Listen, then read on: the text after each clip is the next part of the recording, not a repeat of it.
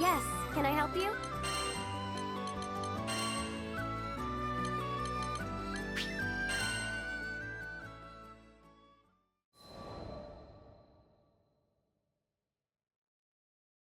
It was a bright day when Vern, Lyria, the captain, and I went back to the studio. Shanae was staring out the window with a dazed smile. So the formula was still working. Good. Crazy how you invited yourself to the studio to see my sister's paintings. And now you're her personal pharmacist. Serendipity's funny like that. If you feel like repaying me, how about you finally cough up some art and show me around? That's a fair price. Everything in the studio was painted by Shanae. Feel free to get close. Admire the details. Previously, I had managed only a distracted glance at the studio's walls. But this time, I saw visual creativity exploding off them. I wasn't an expert on art, but even I felt the vibrant energy bounding from her drawings. Powerful, powerful pieces swirled around me like a hurricane. And one painting in particular, it was resonant. Sketches were littered about the floor, too. And even they were filled with vitality. How could such a feeble body muster such vivid work? Oh yeah, about that pigment I bought when we met. Want to see it in action? Taking the vial from a shelf, Heimel poured the pigment into a dish and mixed it with oil.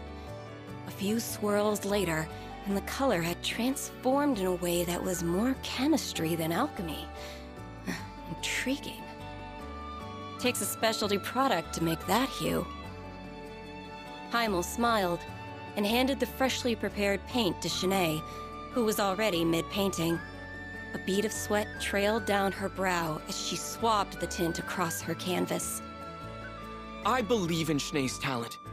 Look at her. She's amazing. I just have to get the world to recognize it.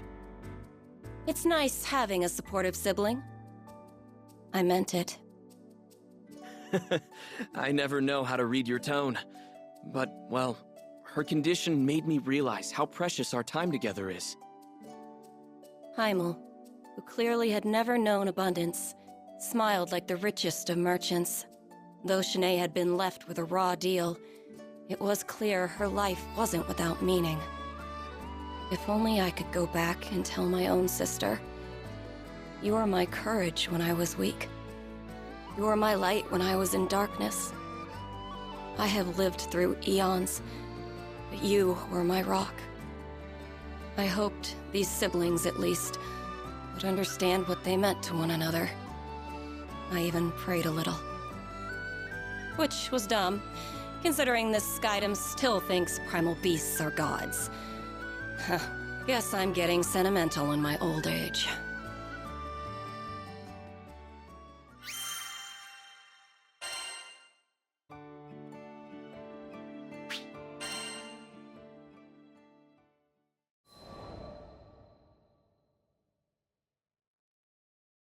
Lyria and Vern became a regular fixture at the studio. They said they wanted to be there when Shanae finished her latest piece. I felt much the same. Her pieces were charming, even while portraying the thin line between life and death. Rare to get drama like that outside of a novel. But my true reason for visiting was out of concern, not interest. She was battling an unpredictable disorder, so I wanted to be around should the worst come to pass. Could you stick around for a few? I need to run out and buy a few things. You dare waste my time with your foolish errands? Fine, but at least be quick about it. After Heimel left, Shanae waved me closer to her bed.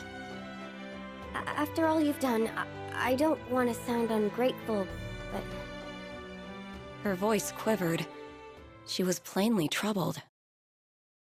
I don't know if I could say this. Wow.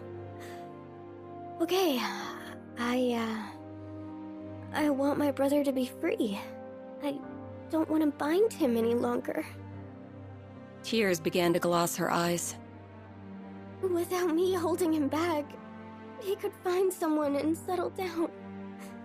He has such a kind heart. He needs to share it. If I'm ruining his life, then I would rather not be in it at all. Please take... I interrupted her. I don't condone this, and I doubt your brother would either. Oh boy. If there was ever a time to talk about my past, this was it. Look, I've been in your shoes. There was nothing the village doctors could do, and I was abandoned by damn near all the townsfolk. For the dying, hope was cheap. It was better to look inevitability in the face and maintain some of your dignity. But there was one person who stood beside me. My light. My rock. My sister. She was with me the entire time, keeping me warm in the shadow of death. And in turn, I gave her the comfort of company, of not being alone in this world. I continued to detail memories of my sister, over 2,000 years old, hoping that Shanae would get the point. She hung on to every word.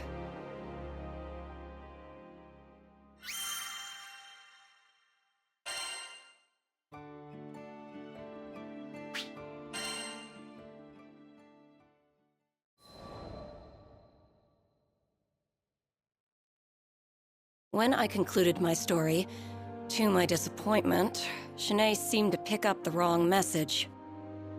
How did you get better? Simple. The curse of genius. I developed an entire school of magic and abandoned my wretched body. I couldn't suppress a proud grin. She nodded along, not quite understanding. I couldn't blame her. Few people had the opportunity to learn the glory of alchemy, especially in these far-flung skydoms. Imagine your body is a jar and your soul is water. I created a fresher, cuter jar and poured my soul into it. You can do that sort of thing? Shanae cupped her mouth in surprise. Don't insult me. There's nothing I can't do. She grew silent as gears began to whir in her head. A few moments later, she stared at me with pleading eyes and spoke. Could you do it for me? Well, that was predictable. But I could relate to her predicament, and that alone made me want to help. If you really want to go through with this, I can make you a jug too. However, you should know. It wasn't going to be simple. The soul swap was messy on an experienced alchemist's psyche, much less a mundane girl's. Nor would I be around to perform maintenance down the line. It could very well be a fast track to the grave. And to inhabit an alchemized body was to stray from the natural order. She would forever be a false life form. Shanae had no knowledge of the arcane, and she was struggling to grasp these factors. And what's worse, I didn't have the decades needed to explain the details. So I opted for a simpler route, and explained the side effects in more mortal terms. Even if your memories, knowledge, and personality make the jump, you will never feel the same. Your senses will feel foreign, your fine motor skills will be dulled. In short, goodbye, art. Take, for example, the sky. We each paint it in our own way. One may clumsily blob some white on a blue background, while others might choose a deeper hue or express the clouds with more definite contours. Art is a negotiation between the artist's mind, eye, and hand. And if 2/3 of that equation were to change, then the artist might as well be a different person altogether. Even I, genius that I am, took centuries to adapt to this process. Finally, it means you won't be human. You'll have to maintain your body like a machine, and you'll never have children. Is any of this sinking in? But... Shanae looked down at her hands, as if it were the first time she had ever seen them. It was never an easy decision. Even my sister begged me not to abandon my mortality, right until I made the hop into a new vessel.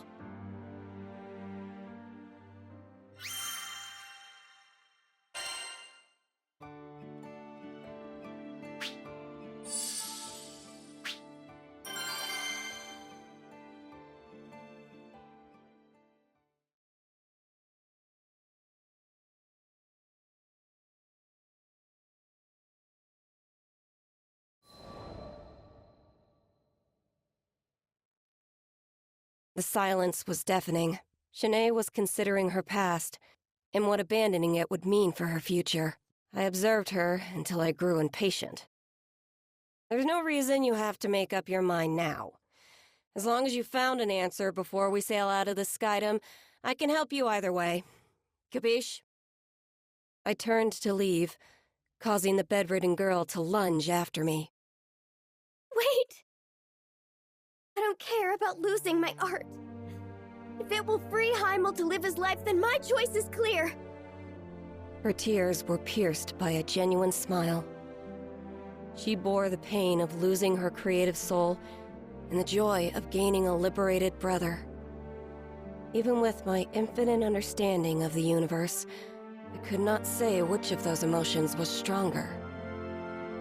You sure you don't want to talk to him first? She shook her head. I felt a small pang of regret. I led her down this path because I, on some level, felt we were alike in our suffering.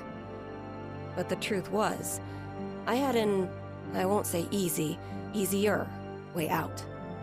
The same solution applied to Shanae's problem would be far more complicated. If anything, I felt like I understood Heimel's position more. He would simply want what was best for his sister.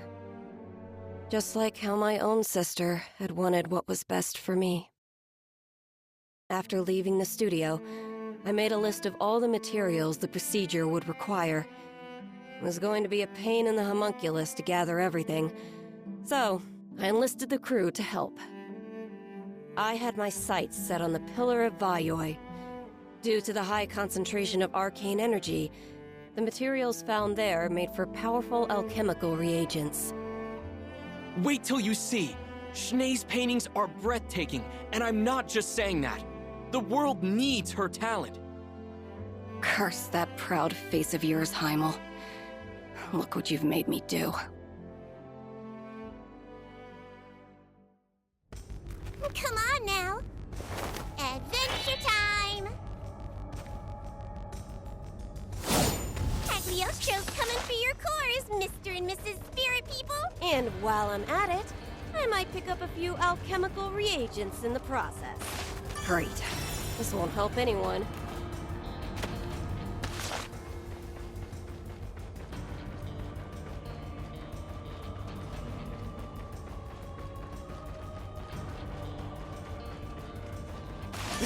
Useless trash.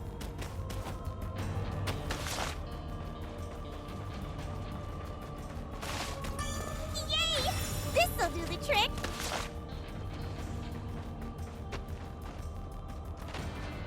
Look at all those spirits! What do you call a group of them anyway? A herd? A flock?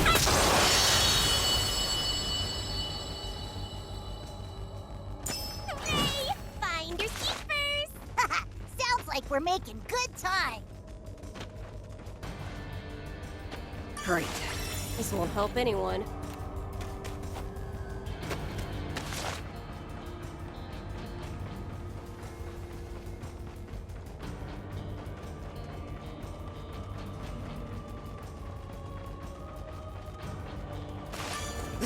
Useless trash.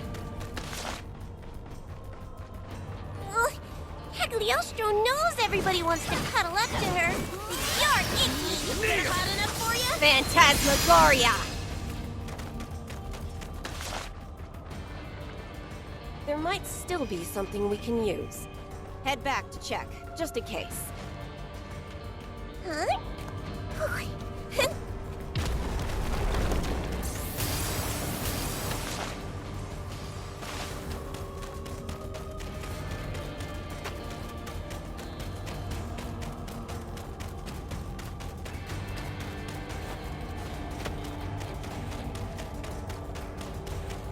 Ribbon tied.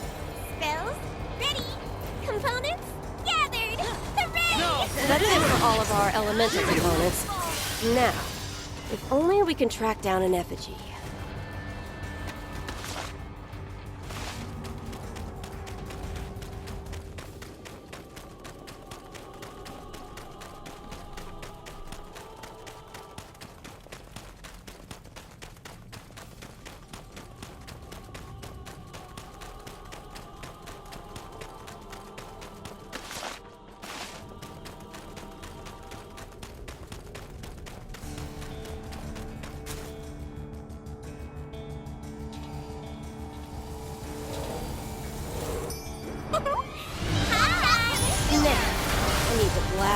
into alchemic dust.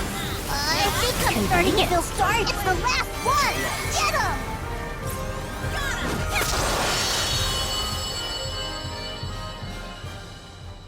Excellent. Throw a few spirit guts in the old extractor, and we'll have prime crystals on our hands. What now? Don't worry about it, Mr. Lizard. Wanna head back to town?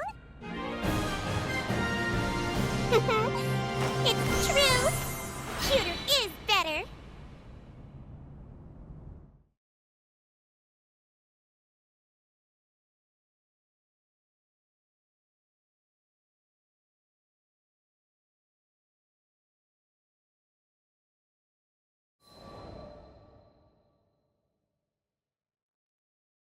When we returned to the studio, Heimel was a flustered whirlwind. Schnee told me everything. Please, we refuse to let you change her body. We were shocked to hear his refusal. Well, Vern and Lyria were. I had been expecting it. I'd like to hear the reason from her mouth. She's the one suffering, after all.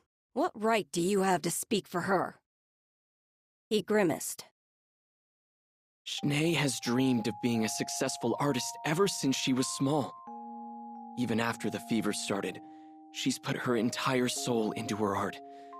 And finally... In his fervent voice, you could hear how long he'd been supporting his sister, praying for her success. And now, after years of hard work, she'd made it. She had recently been invited to participate in an exclusive exhibit, a privilege apparently afforded to very few. Finally, Schnee will be recognized for her talent. If we throw away her chance now, what will that mean for her future? Or her legacy? I wasn't sure whether he was gritting his teeth or his fists tighter. Schnee's been waiting so long for this! Why add this darkness to her life now? Because you deserve to live your life too, Heimel. Brother and sister stood opposed, on opposite sides of their future. I've never thought of you as a burden. I supported you because I love you. It's a blessing to watch you create. No one doubted his words. More than anything, he wanted Shanae's efforts to bloom into something beautiful. He wanted her future years to remain bright. If her dreams were so close to coming true, he reasoned, then why abandon everything now? He had a point. But he'd never been in Shanae's position before. I had. And I knew what needed to happen this time.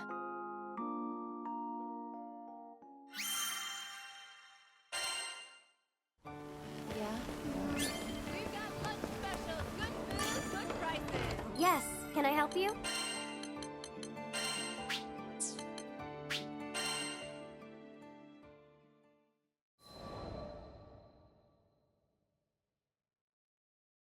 Shanae's attitude changed after hearing her brother's plea. Cagliostro, forgive me. I was selfish, looking for a quick fix. But now, I know I should face this disease and live my life the way I meant to. Figures. You needed time to process your options. Actually, that was the reason why I asked Heimel about his objections in front of Shanae. She needed to hear his part. We're sorry for wasting your time. We know it wasn't easy to gather all those components for a new body. New body? Doesn't ring a bell. But you said you would give Schnee a new vessel. Right into my trap. I reached into my pocket and pulled out a bottle of pills and a note, handing them to Shanae. I present to you my genius medicine for slowing the progress of Lycerian fever syndrome. I calculate it's 3 times more effective than the previous tonic. Not hard to manufacture either. I'll give you the recipe. Stop by Sierra's sometime, and she'll help you fill it within 2 to 3 business days. Wait, Cagliostro? So why did we go all the way to the Pillar of Vayoi? It wasn't obvious? I needed some stronger base reagents to help synthesize the first batch. My crewmates looked at me with irritation. But when you've lived as long as I have, sometimes you need to spice things up with a few pranks. While we're on the topic, I did a little more research. Experts say that ley lines rebalance themselves after a number of years. Problem is, most people die before it can happen. But with my new prescription, you should be able to make it long enough. No sweat. Cagliostro, how can we ever repay you? You are everything to this family. Shanae was so overcome with emotion, she couldn't express her own thanks. I didn't mind her silence, though. Excess sentimentality always spoiled the mood. We had more important topics to discuss anyway. Right, so about payment. The founder of Alchemy developed a new medication specifically for your family. That's gonna cost ya. Heimel swallowed, readying himself for the worst. I'm a fool. You're absolutely right. We don't have much in the way of money or valuables, but we'll do whatever it takes to... I think there's been a misunderstanding. You don't get to decide my reward. Are we clear? Shanae and Heimel both nodded in fearful silence. Seeing harmony restored to the studio was a wonderful feeling. I even allowed myself to bask in memories of my sister as a treat.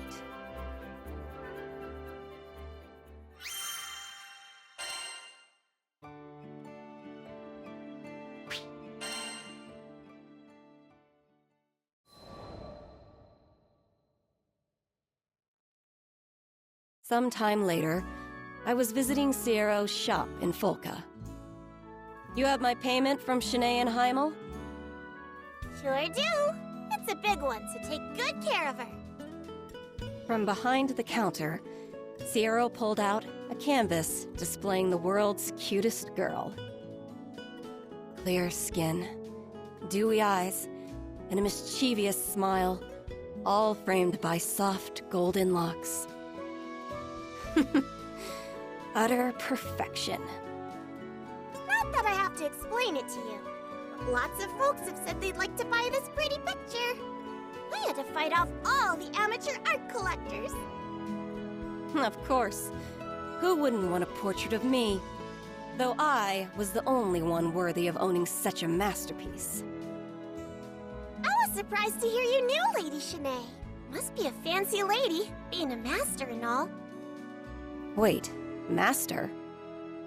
Indeedy! Youngest artist declared a master in a good long while. She's really made a name for herself in the market. Here, just got this piece in today. I had seen it before. It filled me with a resonant vitality, just as it had in that cozy little studio. But now it was accompanied by a price tag of a whopping 5 million rupees. I think I'll add this one to my collection. In all my years of filling vessels with spirits, I had never procured an object with as much soul as Shanae's painting. I had to have it. Are you sure? That's my biggest budget breaker. I laughed. A few million rupees for a miracle? Chump change. Unbeknownst to Sierra Carte, I got away with the steal.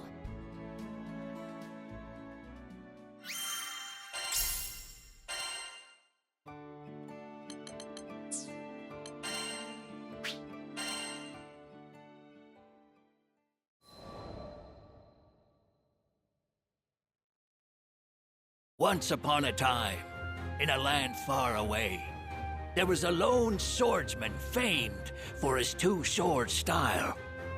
He became a legend after fighting over 10,000 battles, and the mere sound of his name struck fear into the hearts of his enemies.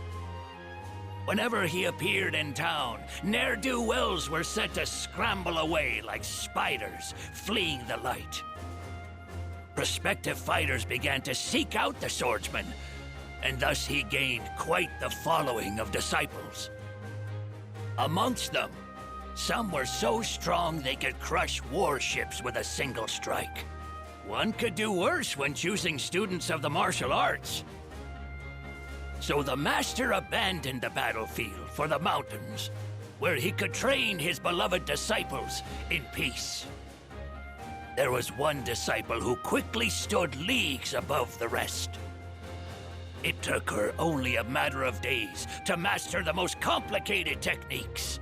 She grew at an astonishing rate into one of the most powerful fighters the Master had ever seen. But more impressive than her wits or her aptitude was the strength of her conviction. Every day, the top disciple begged for harder training, and the Master was willing to reward her passion with the very depths of his knowledge. And that's why... Oh, skies help me. That's why when the Master found out his top disciple had betrayed him, he was filled with anguish. She went rogue, forcing some of the other disciples to do her bidding. Eventually, the Master caught up with her, and they fought a deadly battle. When the dust settled, the top disciple's sword arm hung limp and unusable. It was a bittersweet victory, as the Master knew what must come next. He readied his blade, preparing to release her to the afterlife. But he couldn't force himself to make the cut. Not after all he had poured into this girl. Not after failing her so. Thus, he laid down his weapon and promised to live his remaining days in penance and regret. Oh, how our good intentions cloud even the most prescient vision. Having thrown away his name, his blade, and his path, he set out back into the world. But this time, swearing no one would suffer from his tutelage again.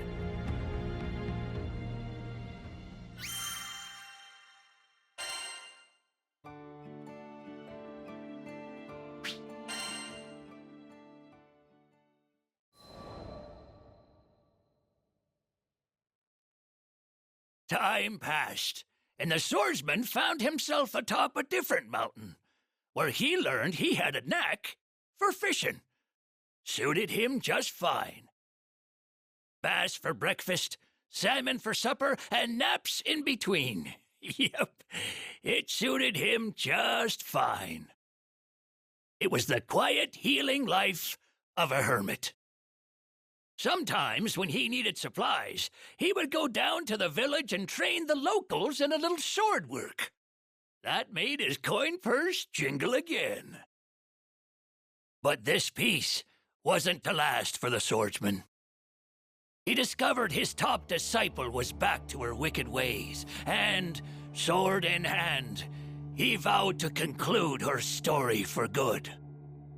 This was his true purpose for traveling with the crew, though the young captain never suspected the little Harvan fisherman was harboring such a dark secret.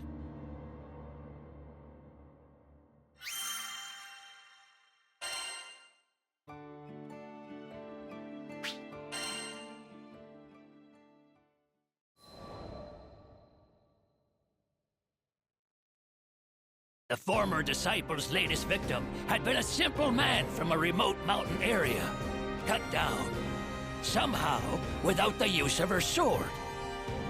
A real shame that. One more innocent life lost before its time. The swordsman asked the crew to make haste to the village. When he saw the murdered man's corpse, such was the carnage that he could barely keep from averting his eyes. It was his weakness, his cowardice, that cost this poor man's life. But this time, instead of wallowing in pity, he would don his white uniform of old and atone. He called it his burial garb, and it represented his fearlessness on the battlefield. If he were dressed to meet death face to face, what more could his foes do to intimidate him? Of course, his crewmates tried to reason with him, concerned he might throw his life away to make up for the wrongdoing of another. But the Swordmaster was determined. He had vowed to stop his former disciple, whatever risk that entailed. So, when finally the moment of reckoning had come, the Master gripped his blade, ready to strike down his favored pupil. Before he could do the deed, however, his resolve crumbled. His emotions were too strong, dulling his senses and causing him to lose the match. The Master's former youngest disciple, with his two newest pupils watching from the sidelines, rushed to aid him. Ironically, it was the youngest disciple who struck down the fiend in place of the Master. The swordsman was lost in grief, but his newfound champion told him this was for the best. After all, such an old life deserved the rest of its days to be spent in peace.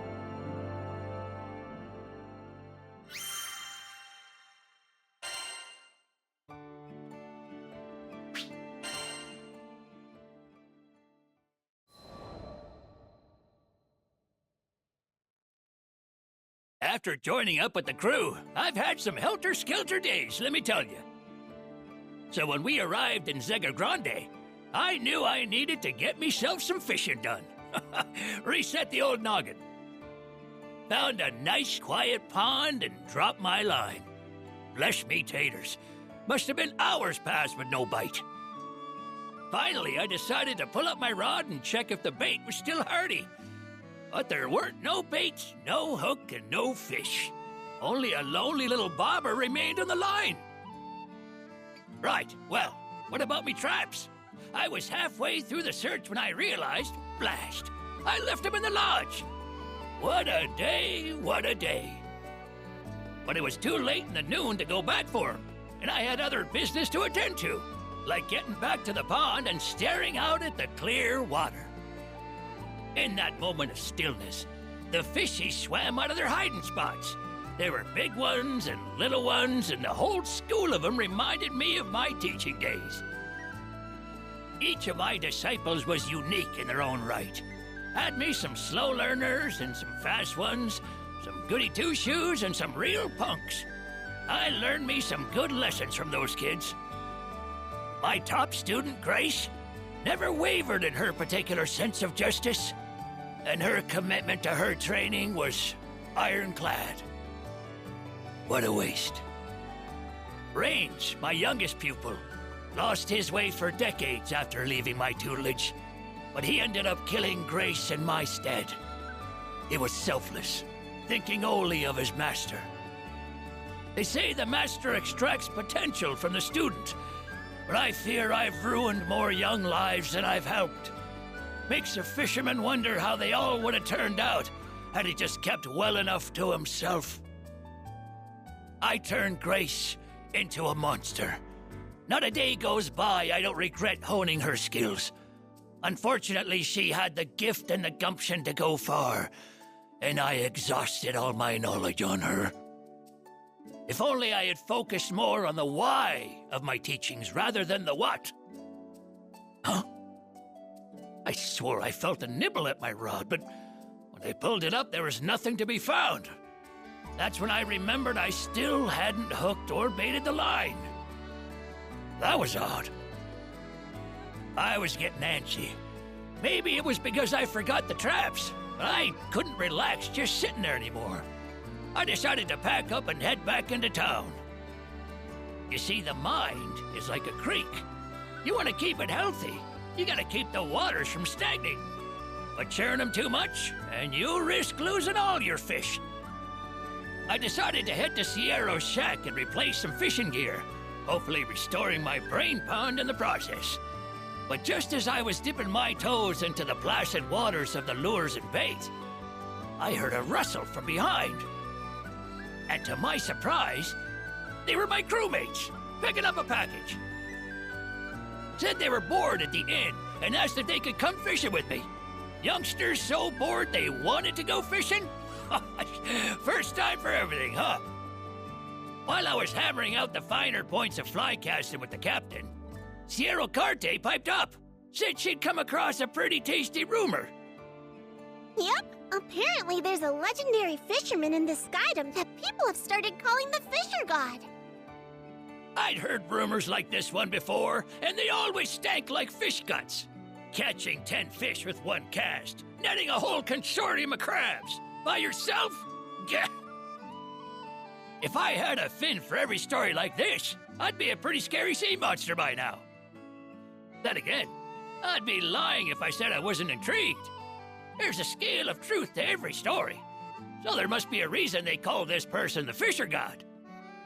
Guess you might say my interest was piqued. Because if this fella were half as good as me, he'd make a mighty fine rival. And maybe that's just what I needed.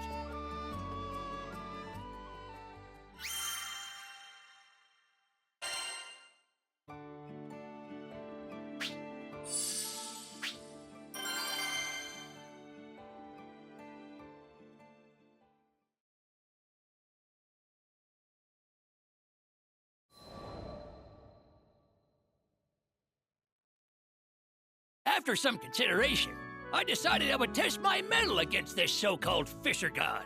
The captain, Lyria, and Vern wanted to help out too. I asked around town where I might find such a rival, but he proved to be as mythical as his title suggested. Rumor had it that he appeared at ponds, peaks, and valleys. The others garnered about the same information, which only further piqued my interest. No matter who we asked, we could not catch the proverbial tail of the Fisher God. All we learned was that he was skilled, able to catch 10 fish with one cast, yada yada, and any new species he caught would be named after him, meaning there were lots of little demigods swimming around now. With only tales of his escapades to feed us, and no concrete info, we grew weary. You can't sustain a healthy rivalry on rumor, after all.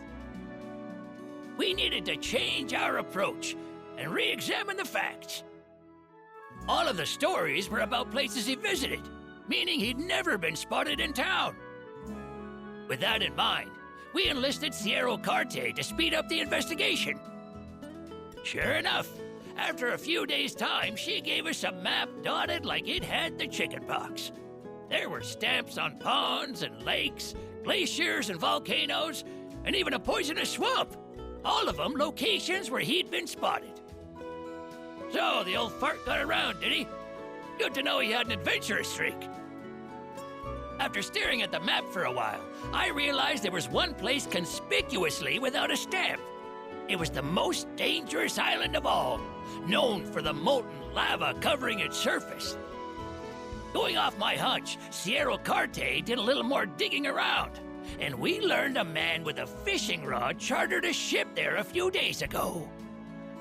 The chase was on.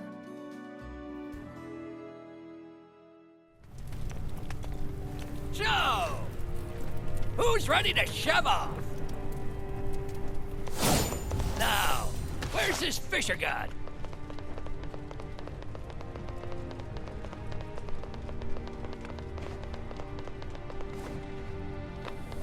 Ah! We're monsters! That's no good. Did we wake the spirit to this land?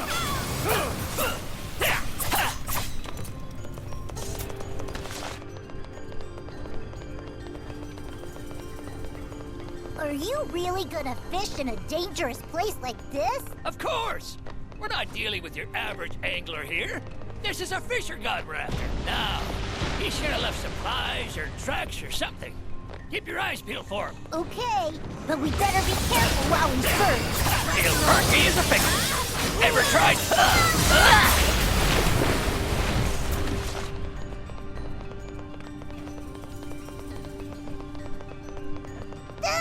Don't scare me like that!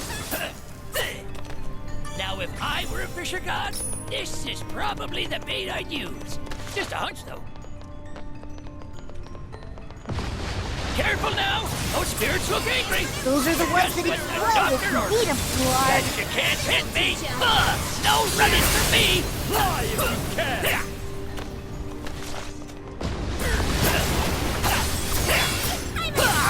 Smell you later!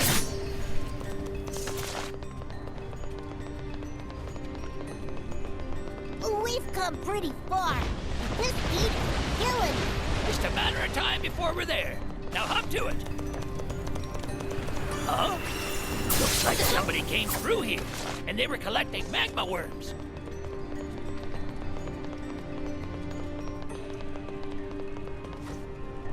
Whoa! somebody! Maybe it's the Fisher God! Very well could be. Give him a hello and see what's up.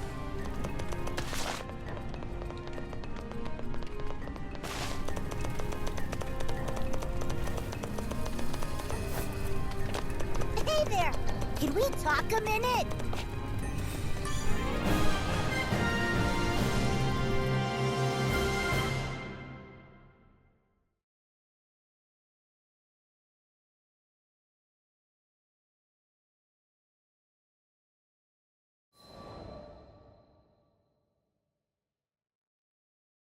Hey, mister! What the heck are you doing out here? What's it look like? I'm fishing. What fish? You might catch a few rocks if anything at all. We fish, therefore they are. It's the deepest waters what hide the greatest prizes. The proverb left his lips like a right prophet. This had to be our Fisher God. I still don't get how fish could survive in lava. And that's your problem. His answer was cryptic, but it had its own logic. The captain, Lyria, and Vern cocked their heads to the side in confusion. Clear water or molten rock? Cast the rod and catch the fish. Truer words were never spoken, friend. Guess I've learned me something over the years. Those unblinking eyes, that unrelenting hunger for the catch. His tools were top-notch. More importantly, however, he had the aura of a man born to hunt the seas. But I didn't come to admire him. May we presume you are the Fisher God? And to what do I owe the accusation? What do you say to a little fish-off betwixt the two of us? Ah, now there's a song to my ears. It would be my honor. And thus, the net was cast.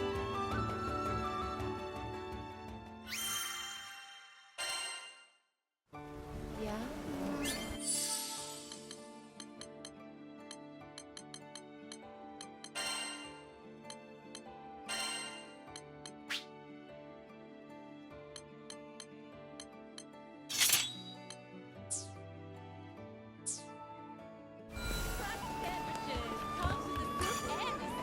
Yes, can I help you?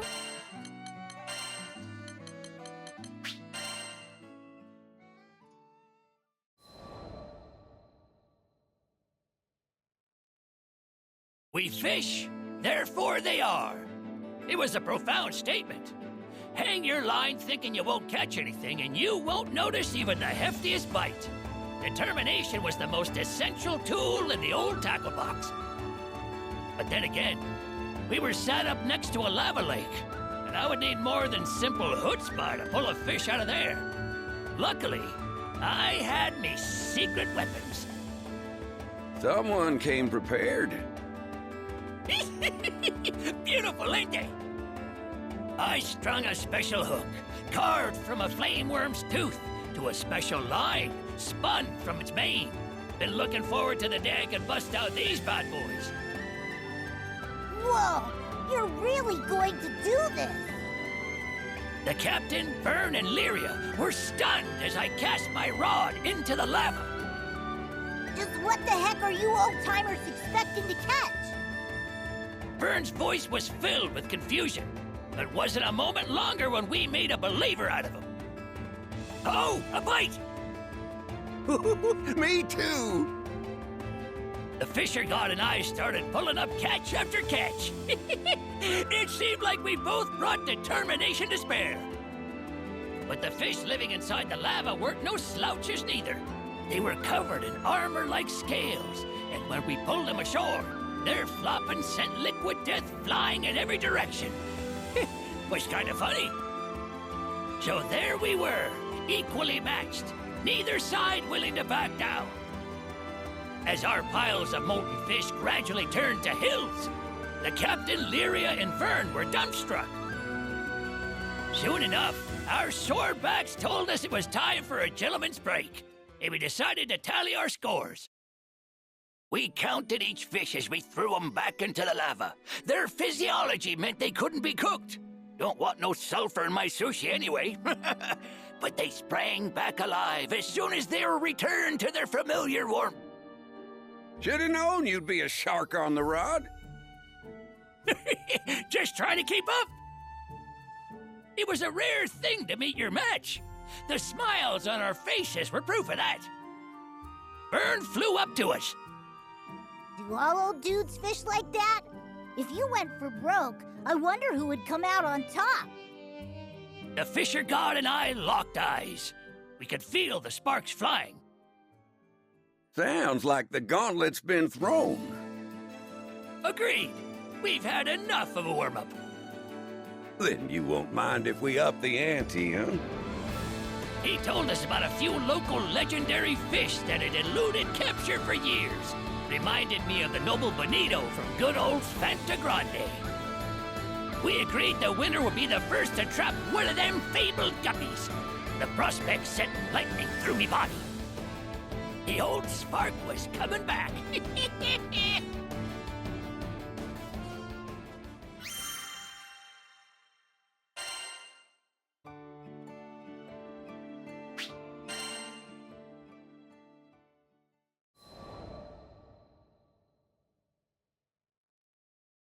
Now I just had to track me down a living, swimming myth.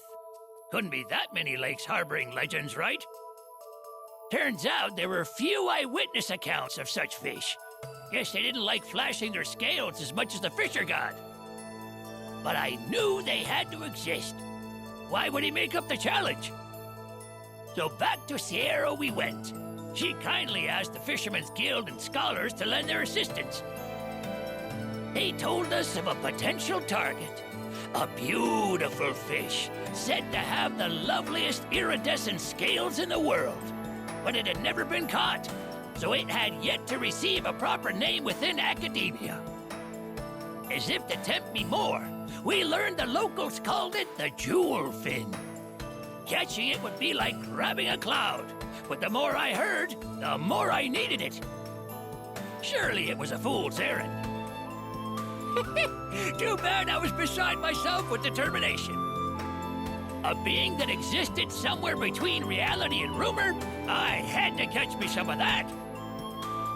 Thus, in the coming days, whenever I found a semi-reliable lead, I would fly to the spot and cast my line. Went to salt lakes where a sip of the water would dry you to the bone. Wandered around underground streams where you couldn't see your hand in front of your face, and then every place in between. The captain, Lyria, and Vern accompanied me on my flights of fancy, but they grew tired of the pace. I wouldn't force them. I had planned to make the trip alone anyhow. All I wanted to do was find the unfindable, to catch the uncatchable. It was a good sign, honestly. They say anticipation exists right before accomplishment. Take a new sword technique. You only perfect it the day before a duel. A consequence of pre-battle nerves sending your noggin into overdrive. And this fish-off was a duel to the death for me and the Fisher God. It would be the accomplishment of the century for any who lived by the rod. I was having the time of my life. But I knew I didn't have forever. We were in this skydom for a reason, and that mission had to take precedence. I decided my next search would be the last. It brought me to a labyrinthine jungle, which had claimed many adventurers in the past. I heard that somewhere inside was a spring turned monster den. One look at its bewitching twinkle would be enough to drive a man mad, and he'd throw himself into the pool to be swallowed. Relying on those exaggerated claims for guidance, I braved the forested depths to discover not a glorious spring, but a regular old bog. Ugh. Ain't no legendary fish ever lived in a place like that. But still, I cast my rod, and Vern and the captain waited with bated breath as they watched me bobber-a-bobbin'. The swamp remained quiet. I was neither overcome with anticipation nor bored from inaction. I was part of the stillness, and my rod was my connection to it. I was one with nature and leap and liver fish a bite. I tugged the fish to the surface and began to tear up as the most perfect, lustrous twinkle broke the murky waters. Turns out none of the scholars' descriptions were quite right. But this was it. This was the jewel fin of legend.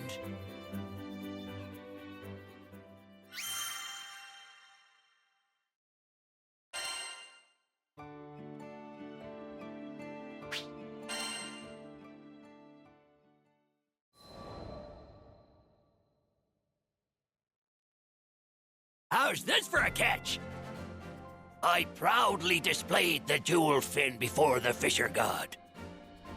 Its scales glistened in iridescent waves, unreal in their beauty. Its fins, ethereal and transparent, waved as if kissed by a breeze. That old coot was flabbergasted. Slap my behind! Where in the seven skies did you find this?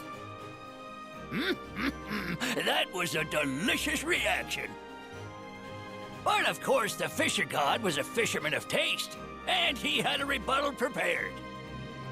It was a large fish, obsidian in color, whose scales seemed to drink the light like a void.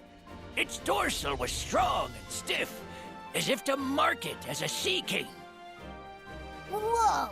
2 legendary fish? Isn't that nuts?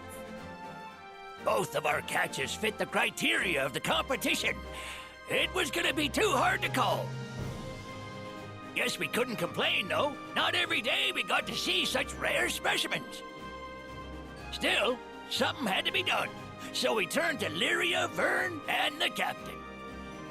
I think both are amazing. I've never seen such pretty fish. Can't we just say you're both incredible and be done with it? Guess 2 legendary fish don't make a champion. Especially when we were both set on wearing the crown. Nope, it didn't sit right with me. Our rivalry pushed the craft of fishing forward, hadn't it? There was fire in our guts, and we deserved to name a proper victor.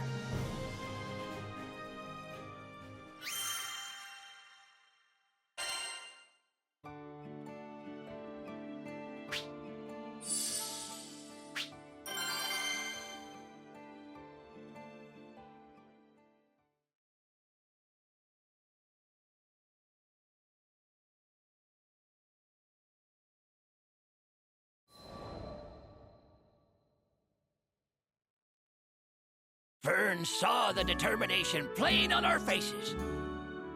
You guys aren't gonna let this go, are you? Game's back on, then. Lyria pondered for a moment and made a suggestion. How about whoever fishes up the most happiness? That could be interesting. A genius suggestion. This island was under Avia's control, terrifying the population.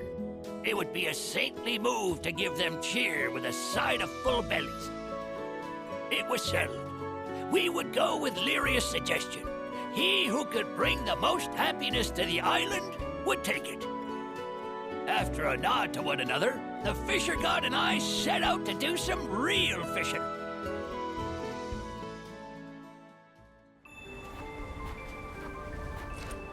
Keep up if y'all can.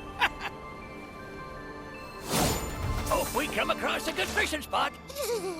In this blizzard, how are you gonna even see your rod? Ancient technique.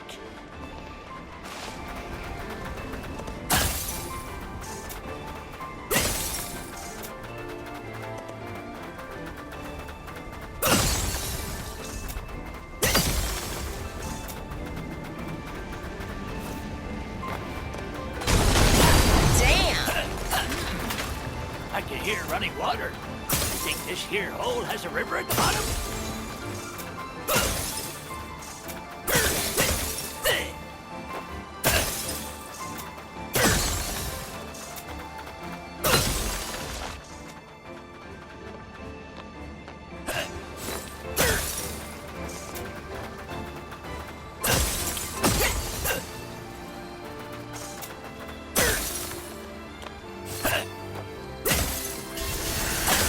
We're just looking to fish.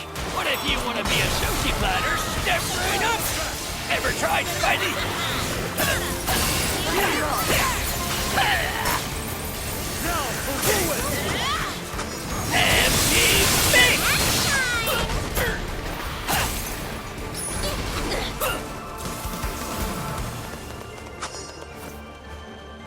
Can fish even live in weather this cold? The colder the weather, the fatter the fish. Make some good barbecue. Oh, that's neat.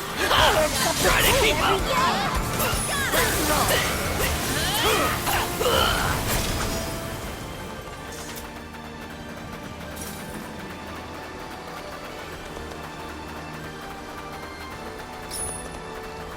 Ooh, that spot looks swell.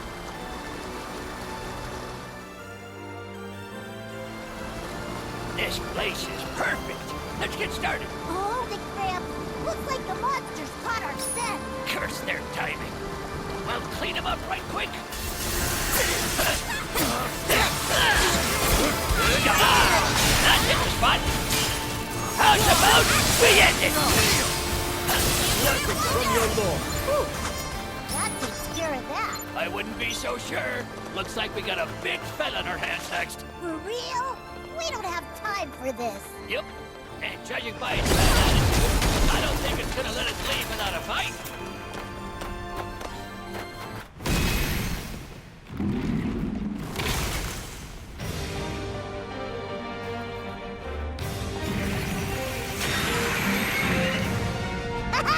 It's right there! Now, this here's a sight for sore eyes. Sorry, Bub, but you're between us and our fishing spot. It's taken all that damage.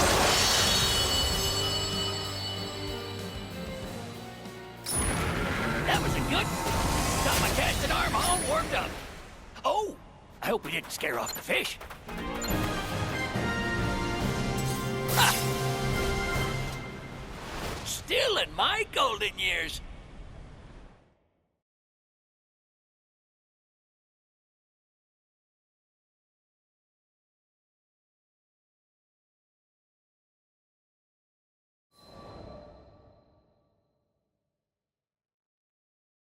Results day had arrived.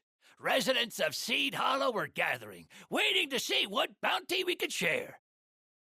Feast your eyes. I have caught the elusive brave scale. The fisher god took to the podium. The largest fish in this skydom strung up behind him. The crowd was wowed by the sheer scale of the thing, and I was no exception. Should have known he'd come out with rod blazing. But I, on the other fin, took a different approach. Behold! All these humble shellmen who make their home in these very rivers. I sure wasn't gonna win through size, but maybe superior numbers would do the trick. Next, the fisher god and I began to fillet our catches, sharing sushi, soup, and ceviche of all sorts with the crowd. The Brave Beam is delicious. And how do you beat that impact? The shellman is just as good. It's so fresh and it's been served at the optimal temperature. Absolutely perfect. Everywhere we looked, there were people enjoying our efforts. Even the crew were getting their fill while they could. But since it was a competition, one after the other, the votes, but there was a special reason I chose to serve the shellman. Shall we call it there, friend? I gotta hand it to you, fisher god. While I was talking, You didn't want to vote for the big fish? it was too big and scary. The fisher god's breath caught for a moment.